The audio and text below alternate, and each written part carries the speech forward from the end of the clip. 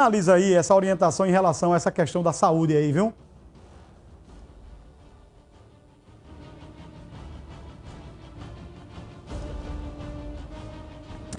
Isso mesmo, irmão. Voltando aqui com a doutora Silvana Serra para falar sobre esse Dia Mundial e essa conscientização da doença celíaca. Doutora, a senhora explicava o que é a doença celíaca. Exato. Como eu estava falando, a doença celíaca é uma enteropatia autoimune crônica que ela é desencadeada pelo quê? Pela a ingestão do glúten. O paciente, ele é aquele paciente que ele é predisposto geneticamente, ou seja, ele tem a capacidade de produzir anticorpos contra a proteína do glúten. Então, quando ele se alimenta com alimentos que contêm glúten, né, que é o trigo, a cevada, o centeio, ele começa a desenvolver anticorpos e gerar uma inflamação na parede do intestino, o que vai levar aos sinais e sintomas clássicos desses pacientes, que é dor abdominal, distensão abdominal, diarreia, além do que pode ter outras manifestações, como uma anemia ferropriva refratária, ou seja, uma anemia que está tratando e não consegue resolver, uma osteopenia, osteoporose e até infertilidade. Como é que a gente sabe, doutora, que a gente pode ter essa doença? O que faz? O que a gente faz? Tem algum exame específico? Tem que procurar uma consulta específica também?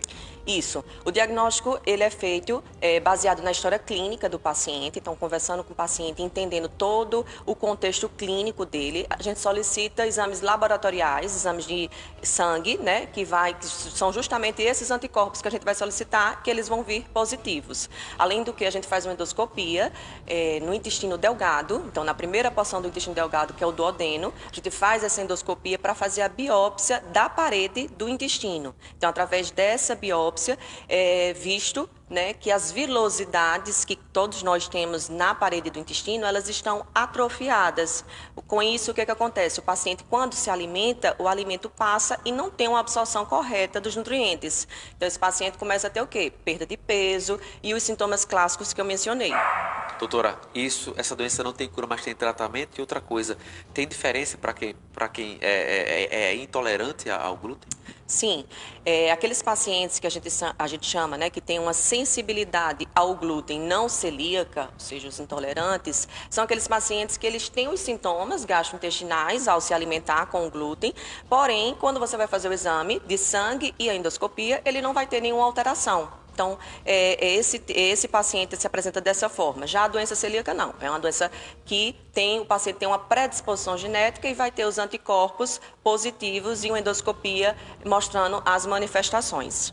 Doutora, procurar o médico é o melhor caminho, né? Tem que procurar. Isso, né? O tratamento, ele é a exclusão total do glúten da dieta. Então, esse paciente precisa ter uma reeducação alimentar e ter um acompanhamento com essa parte da dieta muito grande, né? Procurar os alimentos, quando for ingerir, sempre nos rótulos, verificar se é sem glúten, né? Existe uma lei federal, desde 2003, que fala a respeito disso, que todo alimento industrializado, ele precisa ter no rótulo se tem glúten ou não. Então, além da procura por alimentos sem glúten, que essa é a dieta para esse paciente, é importante também falar sobre como fazer o preparo em casa dos alimentos, porque pode ter uma contaminação cruzada. Então, se eu tenho numa casa uma pessoa que tem a doença celíaca e o restante dos componentes não tem, então os utensílios dessa pessoa da doença celíaca, os utensílios que for fazer os alimentos, eles precisam ser separados, eles não podem ser usados para